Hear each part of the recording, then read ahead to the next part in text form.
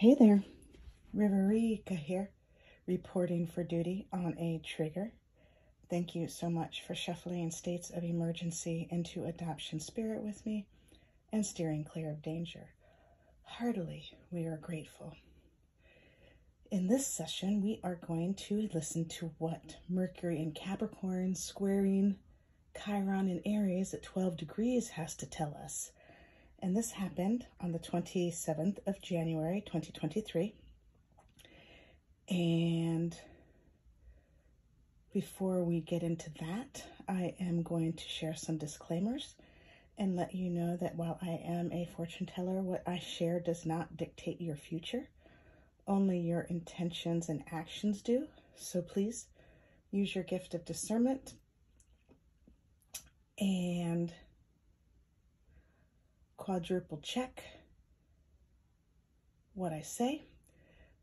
And of course, take only what resonates and blow the rest like a kiss back to the universe for cosmic composting into beauty.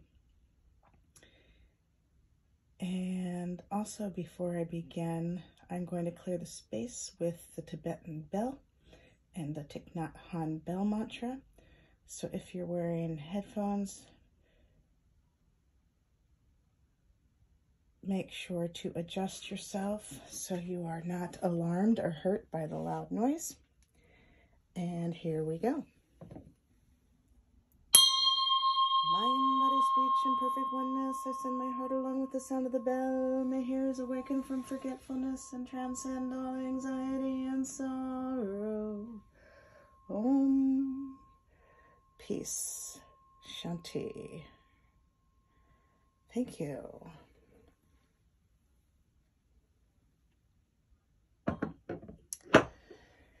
So we have some helpers today, of course, my crystal ball, one of my minis, and my wooden wand and my wooden dagger. And you know, wood, it buoys your spirits, helps improve your mood and your, I just said that, spirits, I was going to say it again. And so we have that helping us out today, and the dagger with helping us tap into our intellect, the wooden dagger. And both of these crafted by my partner. I'm so grateful. And we have 6 decks of cards. We have the Paramagrams by Paramahansa Yogananda, and the Tree Angel Oracle deck by Fred Hageneter and Unhang.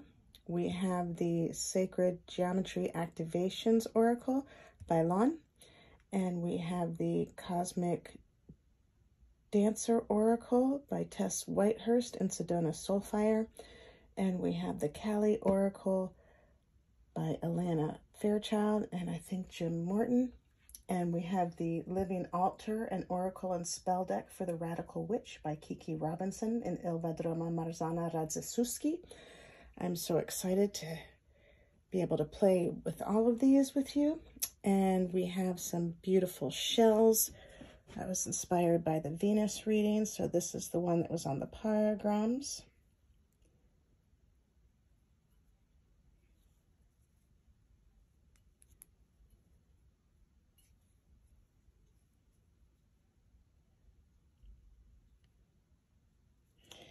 And this is the one on the Tree Angel Oracle deck.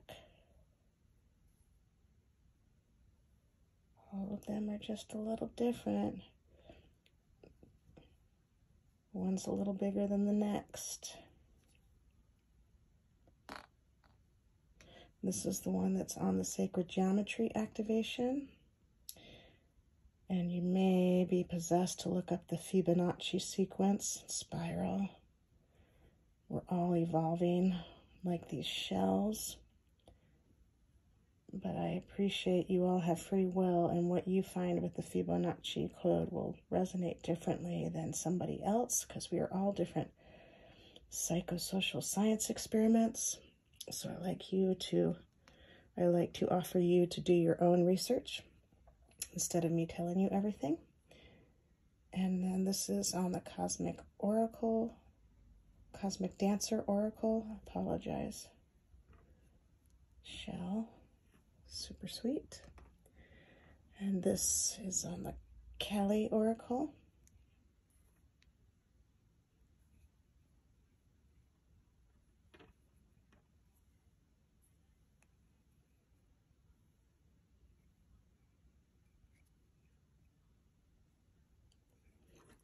And then this is on the Living Altar.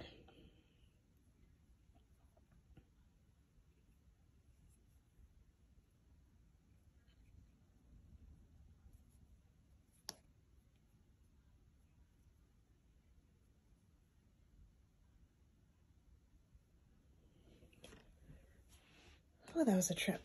And then we have the lovely pomegranate from Cyprus in the Turkish Republic of Northern Cyprus. And then some lovely garnet from the Psychic Fair at the Onset Wigwam in Onset, Massachusetts.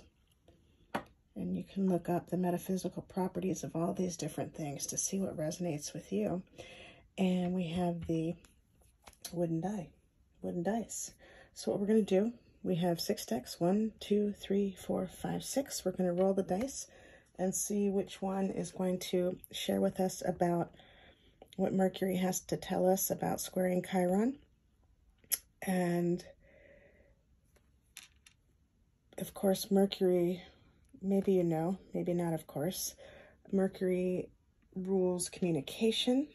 And so that's super interesting.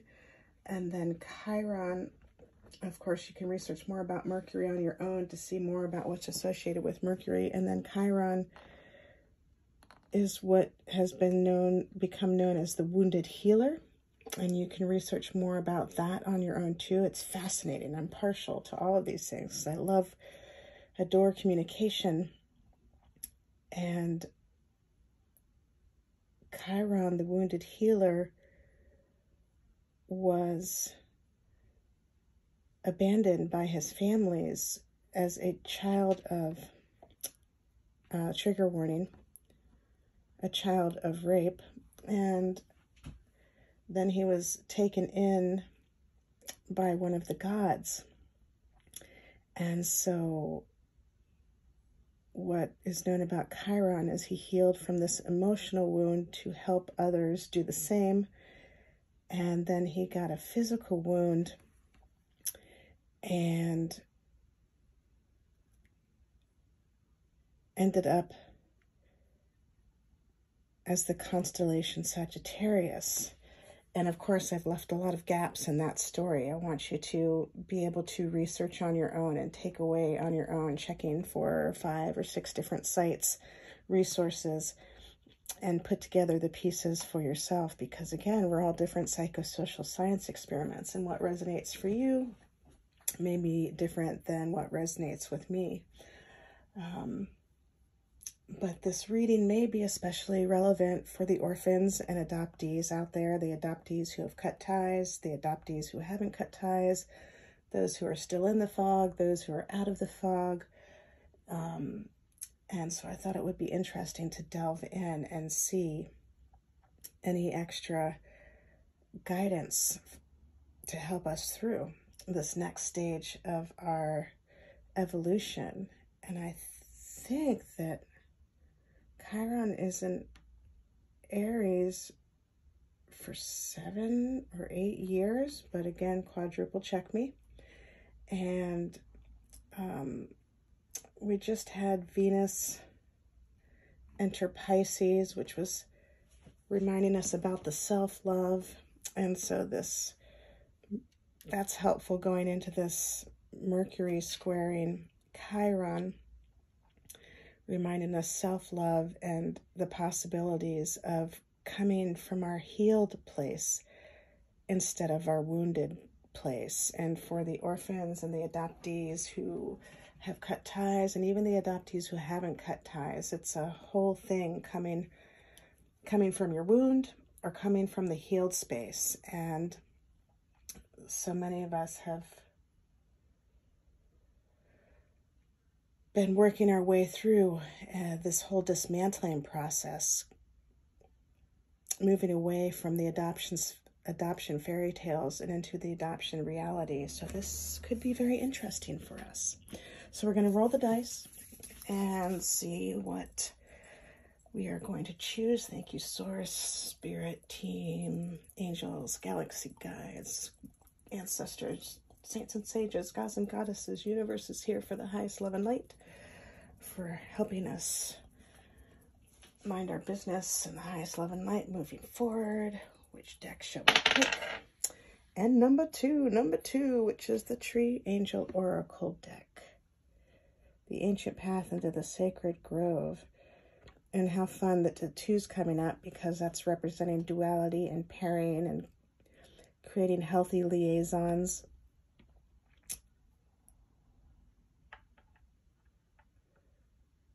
Helping us partner up with others without giving away our power. All of these are very relevant issues for orphans and adoptees who have cut ties, and for anyone who's overcoming loss and trauma and trying to find their way on their spiritual path, adopting new life after loss and trauma. And I have seen on my path that loss and trauma doesn't discriminate. So number 2 is a beautiful number to remember about the duality and the pairing and how we can do that without giving away our power, growing and evolving to that place.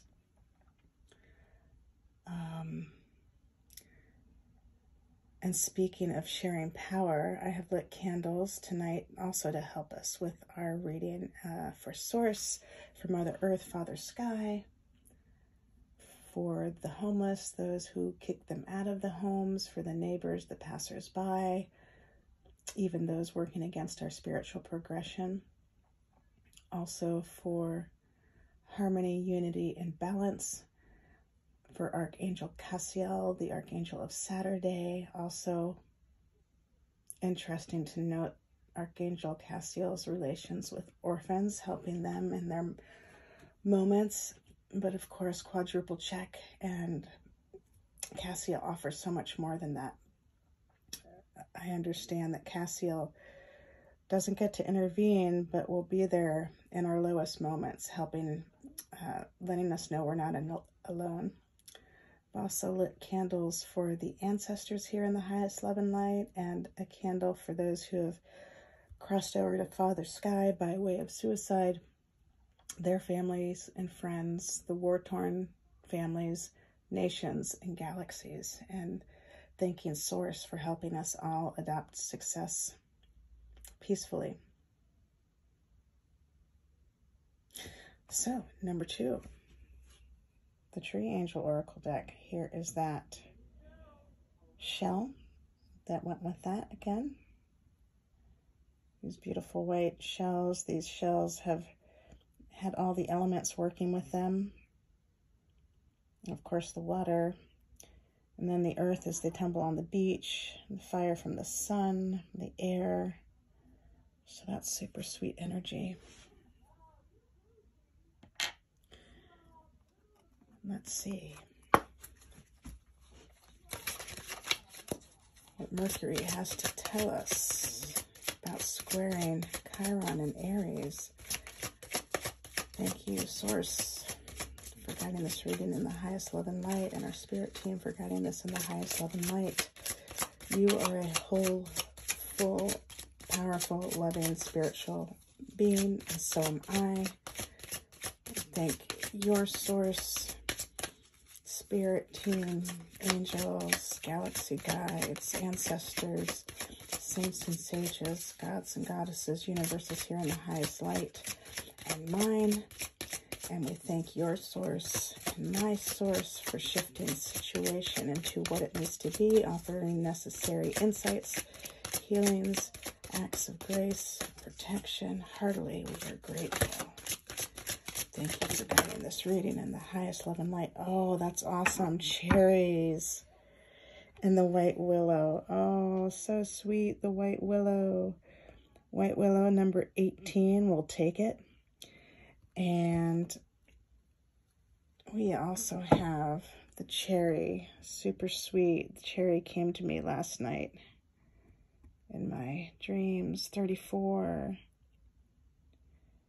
Super sweet.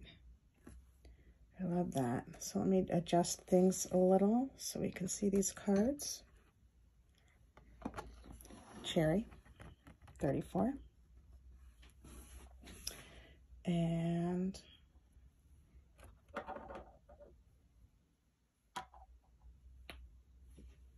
the white willow,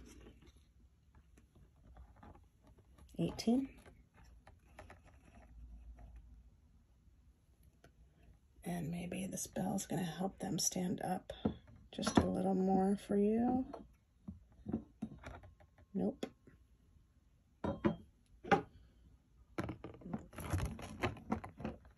Nope. Thank you for being patient with me. Okay. So I see there's a little glare. Oh.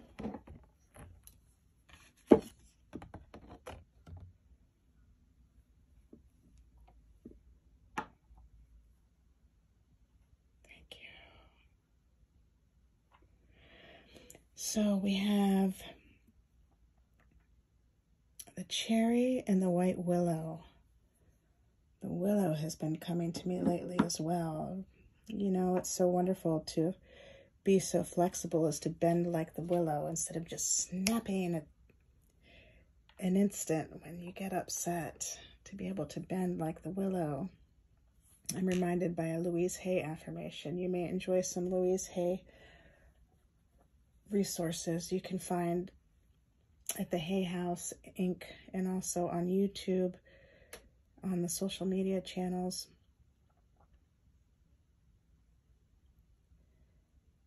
And the numbers, we'll start with the white willow. The 1 and the 8, they break down to a 9. They add up to a 9, they break down to a 9. It's sort of the same thing. And the 1 invokes the Creator. It helps put yourself first and put your needs to a conclusion. And it helps with these victim issues that cause us to take on other people's energies and put others before ourselves. And then the 8 illuminates karma and repetitive patterns and can also help delete the loss and trauma that has been left untended and turns violent. Some people call that evil, but each time I look evil in the eye, quote unquote evil in the eye, I see hurt in disguise, calling for the salves of unarmed truths and unconditional love, not always my turn to serve. And I had a lot of help with that. For example, Martin Luther King Jr., and I'll leave some of his words in the description so you can understand more about that. The number 8 also helps us end these cycles or patterns that keep us bound in unhealthy relationships or that hold us hostage. And the number 8 is also the symbol of power and infinity. So yeah, that's super wonderful. That number can be used to help us complete the things that we have outgrown, right? These habits, these patterns, these syndromes. And especially right now, as we have just started the Chinese New Year, the Human Design New Year, I think it's called. Also, we're 3 weeks into, almost 4 weeks into 2023. So those are beautiful reminders. That number 8 can help us with these new ways that we're trying. And adding up to a 9. 9 represents change and harmony, and also eliminates the old and opens us up to the new, and helps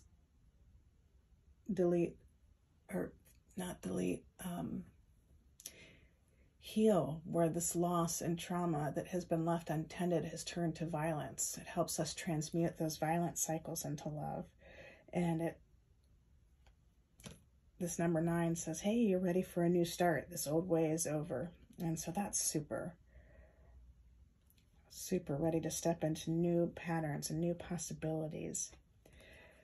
And then For the cherry, the number 3 and the number 4 add up to a 7 or break down to a 7. But that 3, it's the number of optimism, right? And it brings a beginning and an end together, ending chaos. And it helps us establish healthy boundaries, especially for those who are susceptible to psychic or environmental invasions. So that's super special. And then that number 4, it always makes me think of a chair, like the chair has 4 legs on the floor that help keep it solid. 4 on the floor signifies foundation and stability and provides grounding, helps achieve balance, and also helps us if others are pulling on us physically, mentally, emotionally. It helps us remain stable and grounded. And that's super sweet. And then they add up to a 7, which is another divine number. Numbers are so fun. This invokes divine assistance and helps with any boundary problems. It represents the divine principle and opens us up for love and grace, taking away any doubt about our divine path. So that's super sweet, especially as we're starting this new year and these new cycles. So many of us are creating new goals for ourselves, and so many of us have been dismantling for years, the past decades even, and rebuilding. So these are some numbers that are honoring that and that you may apply to help you in your path when you need it, when you want it, to help play through the loss and trauma. So I am going to read the White Willow first.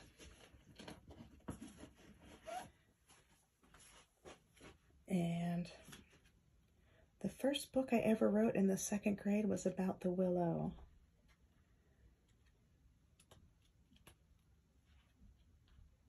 Did you have to write a book in your elementary school years and then you got to make the book cover and all that fun stuff? Or at your home if you were in that space getting your schooling? Let me know in the comments. Okay, the White Willow. We'll hold this one up a little closer. The White Willow belongs to the moon and feminine magic. Insight, the healing arts, music, and magic all gather together beneath this tree. Witches may dance beneath its crown, but the willow invites all humans to join the dance of life joyfully. The moon is full, round, and molten in the sky. Beneath her, everything moves to the circular rhythm of life. The drums beat, deep and arousing. Feel your heat, your fire, awaken your desire, your willingness. Pass from intoxication into ecstasy. Caress the moon, the willow. Leap through the woods. Allow your fingers to glide through fragrant hair. Feel a silky touch on your own skin. Air, water, light, the body of another. Kiss. Open your mouth and release your rapture. Dance faster. Yield your pounding blood to the divine will. Feel your ecstasy growing. Your tears of joy can heal the earth. As they sink into the earth, follow them with your consciousness while your feet dance to the heartbeat of the planet. The goddess awakens, and you with her. But also in stillness and silence, you pulse with the tree. It is time to listen to one another. It is time to listen to your dreams, to show more empathy, to trust your intuition. And it is time to practice spiritual healing, Reiki, and other forms of energetic exchange. Yet whether we are in stillness or movement, the white willow always incites us to free ourselves, to enthuse, to be ecstatic, and sometimes to enter into a wild, passionate frenzy. The power of the willow is not allowed to blossom within us. We are inclined to overemphasize rational behavior, We must mull over everything at length and lack sympathy and understanding. Even logical and rational thinking is virtually impossible to achieve without some regular relaxation, letting go, and good release, such as through movement or dancing. We need to stop hiding ourselves behind our duties, to stop worshiping ridiculous status symbols, to stop adopting.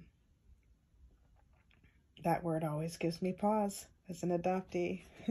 To stop adopting inflexible morals and making valued judgments. We need to find our passion again. What a beautiful reading. We all adopt animals, babies, cultures, lands, etc., almost as a prescription to overcome our loss and trauma. And adoptees, you feel me on this.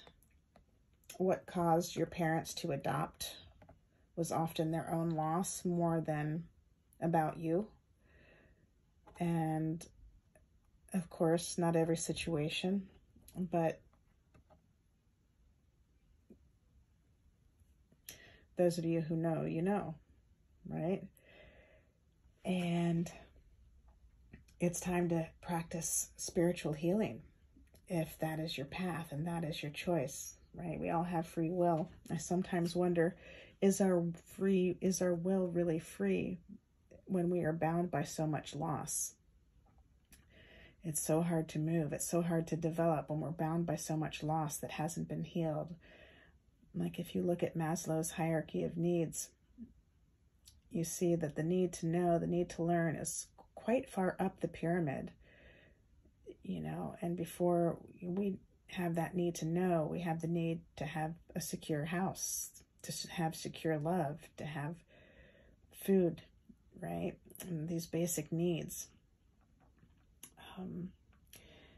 So the spiritual healing that you may practice, maybe it's crystal energy healing, like we have the crystal ball and the shells and the garnet here, and the wood and the brass and the candles and the crystalline cells in your own body.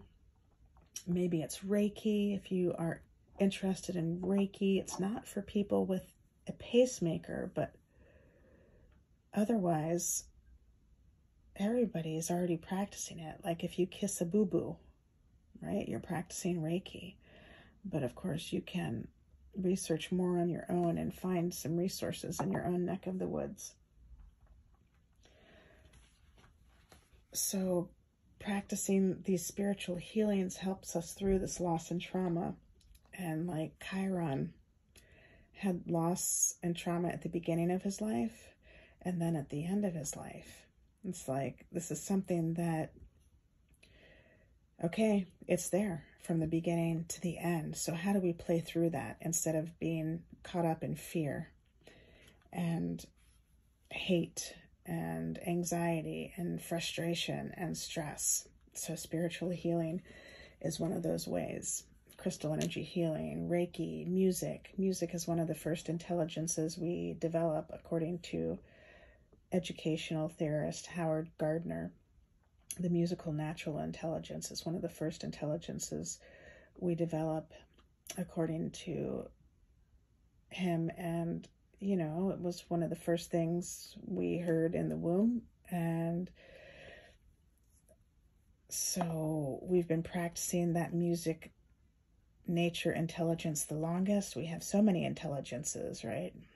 But since we've been practicing the musical intelligence the longest, it's the easiest to lean into when we're experiencing loss and trauma on our path. It's one of the easiest to tap into and lean into to help us through a certain situation or a certain time, whether it's your preferred song or your preferred genre of music or the solfeggio frequencies.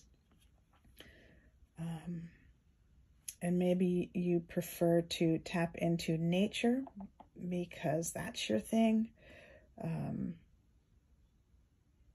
You have certain impairments that point you in the direction of nature as opposed to music.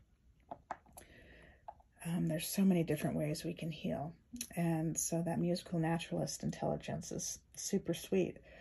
We also have the body kinesthetic intelligence, the visual spatial intelligence, the body, did I say the body kinesthetic? The visual spatial, the logical rational, the interpersonal intrapersonal, the existential, at least seven in the Western intelligences. And you can look up Howard Gardner to see more about that on your own. And in the Eastern intelligences, it may relate to the chakras, the 7 chakras. And so you may play a little bit with that, the Eastern and Western intelligences, and see how they match up for you. Or maybe you make a card out of each of those and put them in your own Stacked for Life deck of cards, so you can remember to play through with those. And I'm spending a little time on that because I'm feeling called to, and also, like, so often people are told growing up, oh, well, you're just a visual learner. And I would challenge that to say, well, maybe that's one of your strengths, but you are a multifaceted learner. You have all these different ways you learn, and you can flex all of them. You can keep developing all of them for life. It's not just that, oh, you're a visual learner or you're a logical learner. You're all of them. And if you want, if it's your path, you can flex and develop each intelligence and bring them up to where you want. So now the cherry tree. Oops. Let's read about the cherry. I'm so excited. I had a dream about that last night. I was looking for the cherries. I couldn't find the cherries. And then all of a sudden I had a bag full. It was beautiful. The cherry is a tree of the moon. Another tree of the moon. I love that. You may look into more of the moon cycles for yourself and see how you feel throughout the moon cycles. Maybe on your calendars, you just make notes. New moon, full moon, lunar eclipses, quarter moons. Maybe you start tracking the moons and having some moon rituals.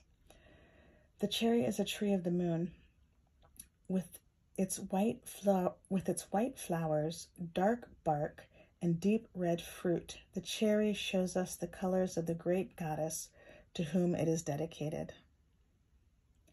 This card was originally reserved for the giant redwood from California, the colossal guardian that helps the monumental elemental forces of the earth and water to remain in balance, such as the fault line where the tectonic plates of the Rocky Mountains and their foothills slide against that of the Pacific Ocean. But the cherry, tiny in comparison, comes to us with an equally awesome task, and one that is more relevant to us humans. For some 1,500 years, the ethos was drummed into our ancestors that they were either irredeemable sinners, the Catholic version, or were only worthy if they worked hard for something, the evangelical version, or if they turned their back on pleasure, Puritanism. This had the effect of completely undermining self-confidence, a trait that has since been passed down through the generations, but which must be healed if we want to be able to love our neighbors as ourselves. Trees are also our neighbors. If we despise ourselves, we are incapable of really loving. It is that simple. We must practice loving ourselves unconditionally. Get rid of your fear of being judged or condemned. You don't need to prove anything, do anything, or be the best at anything. Your soul has always been perfect, and it is the birthright of every being to be happy, just with being. You didn't manage to get something done today, or you made a mistake? Great. It is a part of life. Try again tomorrow, but today, praise yourself. Be honest. You deserve it. Speaking of rewards, the cherry highlights the sensual, a warm bath, eroticism, good food, a walk, visiting a close friend, a great movie, or just relaxing on a comfortable sofa. And you can choose the order in which you do all this. Be good to yourself. Treat yourself to something. This is how to enjoy the cherry. If we withdraw our affection from ourselves, we remain tense and humorless and eventually become embittered and hard. After a while, fear takes over, fear of rejection, recrimination, and punishment. And where there's fear, love cannot enter. Wow. Source really came through. Spirit guides really came through for us today. That's intense. Oops. Both of these so relevant for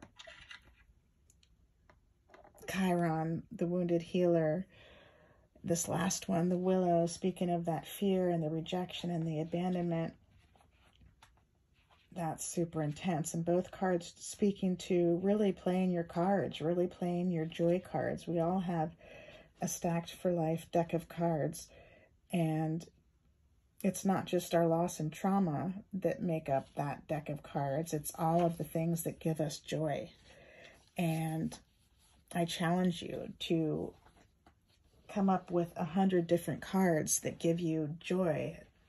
On each card, you'll write a different activity or thing that gives you joy, like playing guitar or seeing a map of the world or smelling a rose, and really stack your deck of cards with all the things that give you joy. So those times when you're going through loss and trauma and you don't know what to do, you can't even think straight, you can pull out your deck of cards and shuffle them up and pick one to play. And maybe it's going to be one of these joys popping up, like taking an Epsom salt bath, or maybe it's going to be one of the losses that you wrote down, and you can flip it over and write the flip side of that loss, what you're gaining out of that loss. Like Chiron, with his loss, being abandoned by his birth families, he turned that into a strength and became a healer, an incredible healer who could work with his hands, work miracles with his hands. And maybe you'll find yourself doing something similar. And looking, playing your cards, writing down those losses, one per card, knowing that there's a flip side that'll come to you eventually, even if you don't know it at first. It's so brave to be able to acknowledge your loss and trauma instead of sweeping it under the carpet. So often, especially with adoptees, all the losses get swept under the carpet, from the adoptive parents to the adoptees, and we keep tripping over it. We keep tripping over it until we're allowed to clean that up, and until we are in a space where we can choose to clean that up, where it's acceptable. And some of us have to cut ties in order to do that. And this cherry is also addressing the fear. There's this scripture, Romans 8:15. I challenge you to consider how to express it in your culture. And it goes something like this. We have not received the spirit of bondage again to fear. We have received the spirit of adoption, whereby we cry, "Thanks, God, for helping us all." So how might you express that in your culture? And I appreciate that notion for how it has taught me to look at fear in a different way. I didn't receive the bondage of fear, the being orphaned, being adopted, being in a position where I danced away from most all of my families, even the adoptive family. I've been able to develop and start walking the spiritual path and develop myself spiritually, and thank God for helping us all, everybody, and helping me for the times that I lashed out in grief, and all the others in my circles who've been in a similar parallel position. So there was something else that leapt out to me.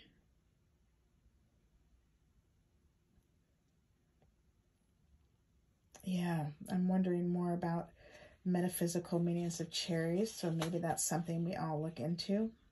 And it seems like this Mercury in Capricorn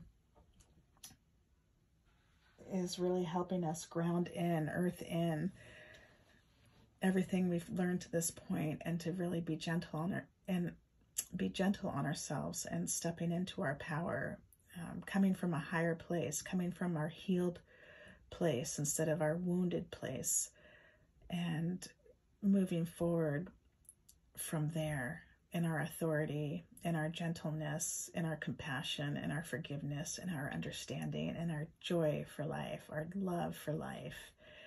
And to help with that, the cherry and the white willow are reminding us to do these things that give us joy, and to really lean into that. And that's super sweet. And really enjoy the moon and the earth and all that Mother Earth and Father Sky have to offer us. I love it. Thank you, Mercury. Thank you, Chiron. Thank you, Capricorn. Thank you, Aries. Super sweet. And I also urge you to check in more for yourself about this astrology, the signs, the symbols, to see if there's anything else that jumps out at you that helps guide you on your path, to help you play through the loss and trauma, to live the life that you want to live, no matter what happens, right? No matter what happens, you'll be able to bend and be flexible and flow instead of snapping and breaking. All right, that's all I have for you in this session. Thank you so much for helping breathe life into adoption spirit magic. Heartily, we are grateful. Until next time, ciao for now. I love you all.